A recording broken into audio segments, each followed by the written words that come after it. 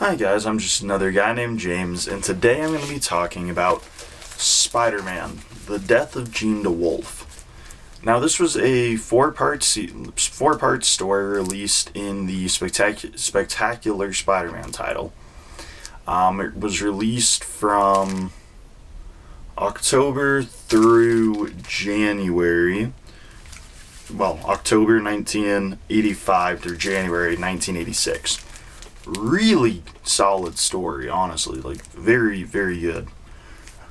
Like I said, it's called The Death of Jean DeWolff, and that might bring to your mind one simple question: Who the heck is Jean DeWolff? Because unless you were reading Spider-Man comics of the late 70s and early 80s, you really wouldn't know who she is, because obviously she died in the mid 80s.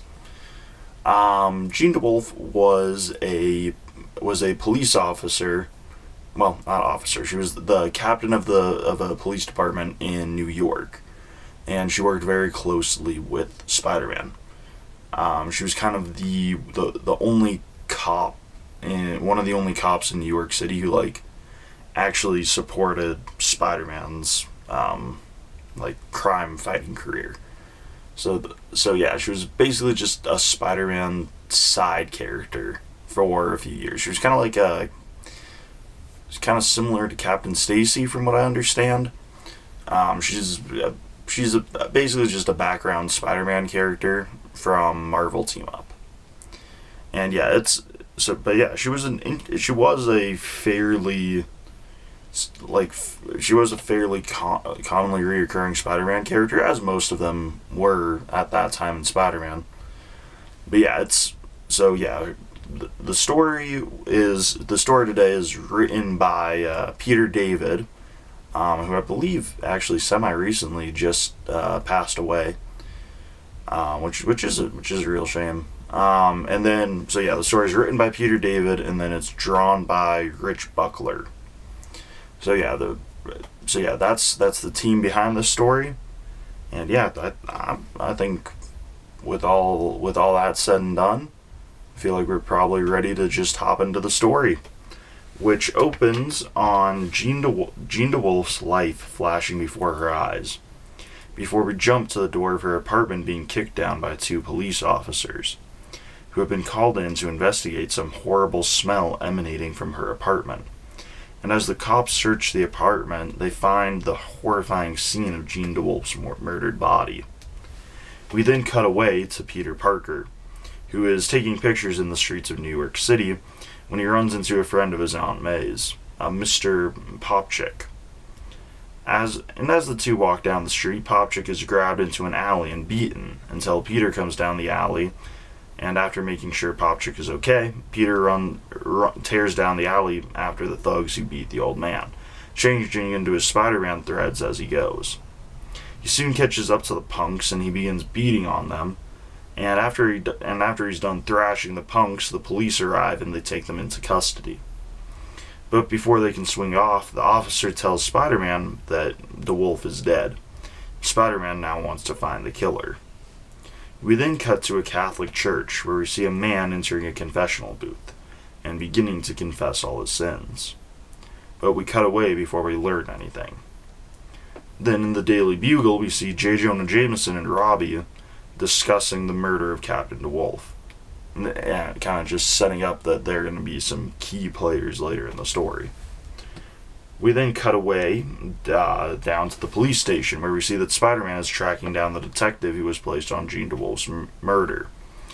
And as Spider-Man and Detective Carter, the detective on the case, talk, Spider-Man asks if Carter has any suspects, to which Carter replies that everyone is a suspect, and that Spider-Man is too focused on the obvious nuts, and that it's the quiet, unobvious nuts that you have to watch out for.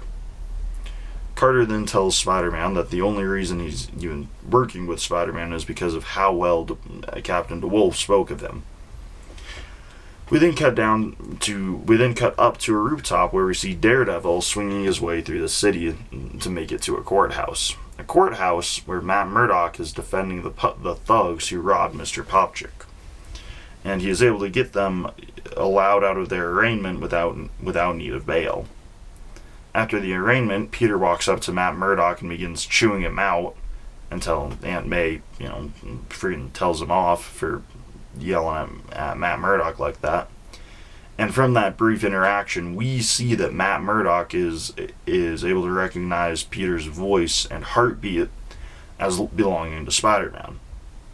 And after the Parkers leave, Matt is talking to the judge in his study until the judge has to use the restroom, seemingly leaving Matt alone in the room. But Matt notices that there's another man in the room, holding a shotgun. And once Matt asks who's in the room, the man introduces himself as the Sin Eater, and he begins taking shots at Matt, but he's able to dodge the first 2 blasts and throw his billy club at Sin Eater as he reloads the shotgun.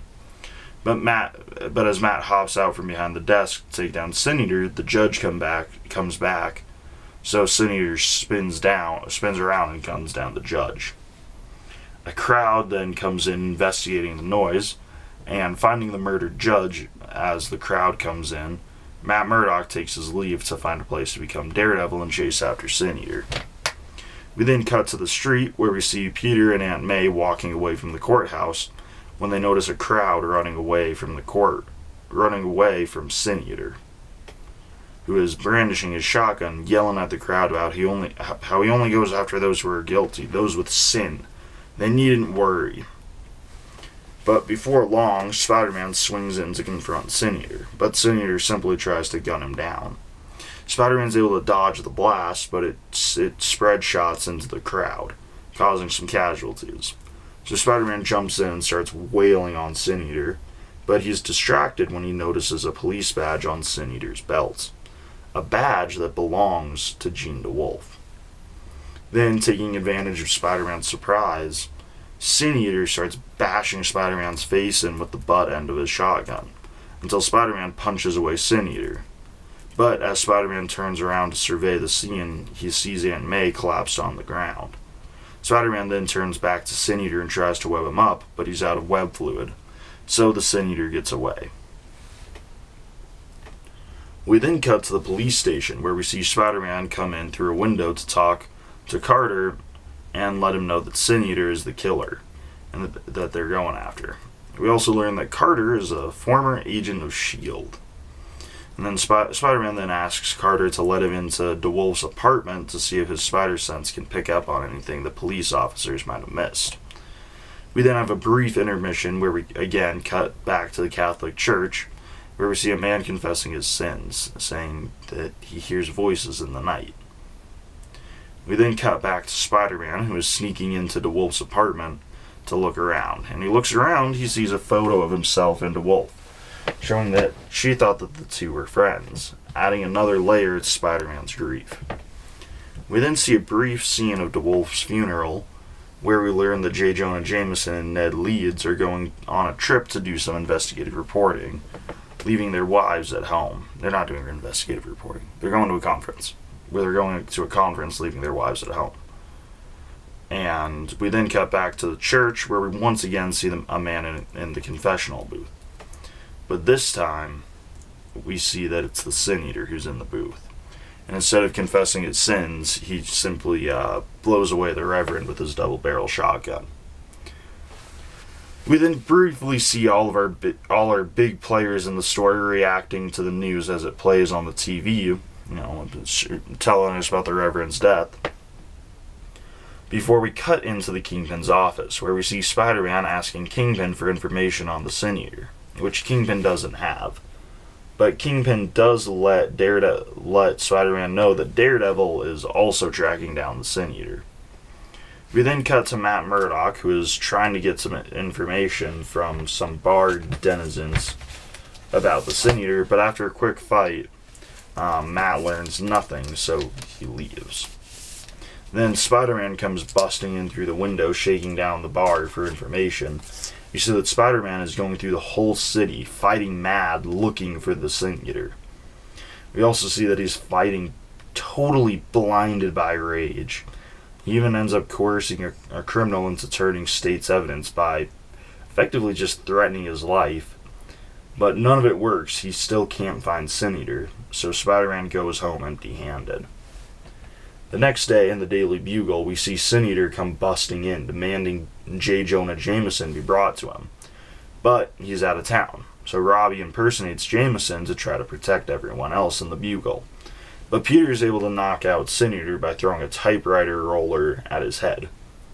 We then cut to the police station where the now unmasked Sin Eater, who is, by the way, the same man that we saw in the confessional booth in the first half of the story, is explaining how he believes himself to be the Sin Eater because he heard voices in the walls talking about deaths, about the people who were going to die, and how if he heard the voices, he must have killed the people. And he's in the costume, so why not?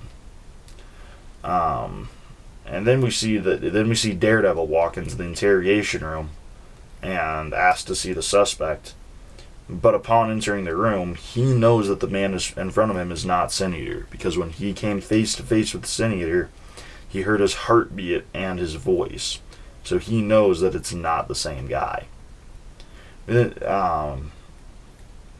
So Daredevil is trying to convinces Spider-Man to investigate the man's apartment. And as they walk around and look, Daredevil begins telling off Spider-Man for coercing the suspect earlier in the story and turning state evidence. We then see the pair find a door to an adjoined apartment that has been recently opened. So the pair go in to investigate the second apartment, and Spider-Man notices that the apartment belongs to Detective Carter. But Daredevil opens the closet and he finds its Sin Eater costume and a shotgun. But he also senses that there's a spot for two other shotguns, one of which was with the false Sin Eater in the police station, but that means there's another one unaccounted for. Spider-Man then remembers that J. Jonah Jameson was the next target for the Sin Eater, so Spider-Man calls the Jameson residence to warn Betty Leeds and Marla Jameson to tell them of the impending danger. But it's too late, as we see Betty answer the phone. But as Betty is answering the phone, Sin Eater's shotgun blasts through the chair that she's sitting in. We then jump to Spider-Man and Daredevil, who are swinging through the city to get to the Jameson residence. And in the apartment, we see that Betty was able to dodge the shotgun blast, but she was able to get under the desk.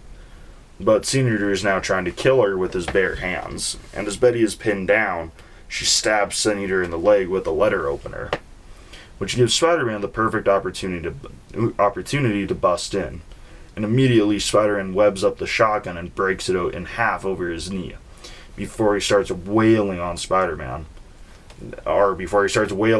Eater, just absolutely going ham on him, so angry at him that Sin Eater betrayed his trust as Detective Carter, and so angry that Carter killed his friend. Spider-Man even pulls off Sin Eater's mask so that he can start beating in his actual face.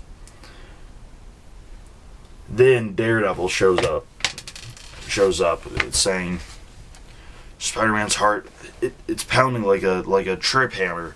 I've never known him to be this brutal. Spider-Man, back off. It's over. It's not. He might still get loose, kill someone. It won't be over until he's dead? Get a grip on yourself, man. He's no longer a threat. The only threat here is you. Out of my way. If you want him, you'll have to come through me. I warned you to keep out of this. This is between Carter and me. Big hero, man. Proving your manhood by pummeling up on an unconscious foe. Stuff it, Hornhead. I've got half a mind to. Half a mind is right. Unless I miss my guess, that should bring him out after me. Yep, here he comes. Funny. 3 out of every 4 murders, the victim knows the killer. Hate to become a statistic. I've had it with your holier-than-thou attitude. You protect criminals. You lecture me on procedure. You come on like the justice system incarnate. Anger's making him sloppy. Good. Otherwise it'd be finished. I try to aid the justice system. Supplement it. But you tried to supplant it. Be judge, jury, and executioner all rolled into one. I don't know all the answers, but I know that isn't one of them. Don't you dare make me sound like Sin Eater. You talk as if I attack innocent people like he does. He's furious, swinging wild. Good, I can use that. I use my powers to protect people from criminals. What makes a criminal? A crook's a crook. What are you, nuts? You're right, we have to stop crooks. Crooks like you. What? Come on, Spider-Man. I read the papers. I know all about you. And I'm taking you down, criminal. You're twisting everything. You should be a lawyer. And don't think you can catch me from behind with that billy club of yours. My Spider-Man can track anything. Wait, it's still anything, not everything. Not in your mental state, at least. I've been lucky. I managed to distract his spider senses with half my billy club, nail him with the other half. But I can't let up. If I give him even the slightest chance, he'll wipe the floor with me. Incredible. A dozen punches later and he's barely out. His heartbeat's still strong. Only have a few minutes before he comes true. And the only reason I beat him was because he was so emotionally worked up. So Daredevil runs off, leaving Spider-Man to cool down in his tree after piecing him up so beautifully. We then see the news of Sin Eater's true identity is being released, which causes massive distrust, and with the sheer amount of paranoia in the air, a mob quickly forms surrounding the police station when the news announces that Carter is being transferred from holding in the police station to a cell on Rikers Island. As the transfer truck pulls up to the building, the mob tensions break as they try to push into the police station. We then cut up to a rooftop where we see Spider-Man and Daredevil are observing the transfer. Down on the street, we see Carter is being loaded up into a transfer truck when DeWolff's father sees him and leads the mob to his location. Daredevil then jumps in to try to save Carter, but he's just no match for the sheer force of the mob. So he's getting absolutely jumped, and he tries calling out Spider-Man for help, but it doesn't work until Daredevil calls him by his real name. Then Spider-Man jumps down and saves Daredevil and Carter. Spider-Man and Daredevil then have a sit-down conversation, where Daredevil reveals his secret identity to Spider-Man as a way to keep them even. Daredevil then explains to Spider-Man why he had to jump in and defend Carter. Because at the end of the day, Daredevil believes that the system works. And him and Spider-Man end the story shaking hands. Because Spider-Man's come to a clearer state of mind that yes, the justice system's also for the criminals. And yeah, that's the story. And yeah, it's a pretty good one. Like, honestly, I do really like it. One thing that I probably should have noted at the beginning of the video is that, obviously, as you saw throughout the entire story, Peter's wearing his black costume, but that's not the symbiote.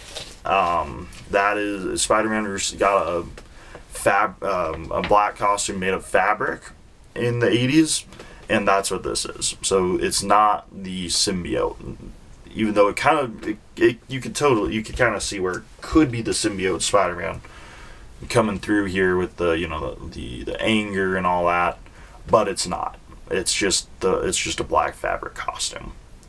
But yeah, I do really like this story. It's funny. I do think it's a bit of a better Daredevil story than a Spider-Man story, though. I mean, Daredevil is one of my favorite comic book characters. He's definitely top 2 or top 5. I don't know. I don't have the order nailed down right now. But Daredevil's definitely a top superhero for me. And yeah, in this story, he just really works well. Yeah, like I don't really know how to explain it, but yeah, Peter David really just got the dichotomy of Daredevil really well, even though Daredevil's a guest star throughout this story. And I do think it's interesting. It's not advertised on any of these except for the last issue that Daredevil is actually in the issues, which is kind of a fun part of the story. Is if you don't know that Daredevil's in it, it's gonna be a surprise for you, which is cool. I like it when the comics do that, when they keep their guest stars kind of close to their chest. But yeah, overall, I do really like this story. It hits that good 70s, 80s Marvel balance of having a story that's serious and deals with serious issues without going so far into the negative, into focusing on the negative aspects of it, that it's still super enjoyable. Like the deaths of characters are used more as plot devices than as like full on just shock value. It works really well, and there is a lot of like elements of this as being a very unusual story, especially at the time.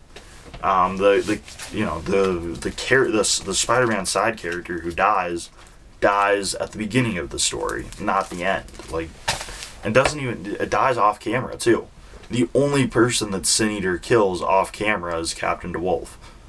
Everyone else, Sin Eater kills at the end of an issue, and you get a black on white credit sequence. Except Jean DeWolff. Jean DeWolff's just dead at the start of the first issue, the very beginning. And yeah, it's a really compelling story, and not some of the other odd things of it. Like I said, it's definitely a Spider-Man story, but Daredevil's the one who kind of is more heroic in the story. Spider-Man's definitely, like, Spider-Man's the one who takes down the villain, but Daredevil's the one who acts more like a hero.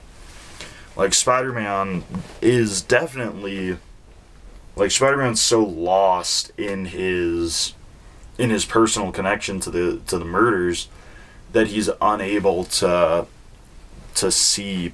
He's blinded by rage for most of the story, until Daredevil literally beats some sense into him, which is a really interesting concept with this story. But yeah, I do really like it. The artwork suits the story really well. Rich Buckler doesn't have a lot of like super standout panels, but like his panel to panel work is really good. Like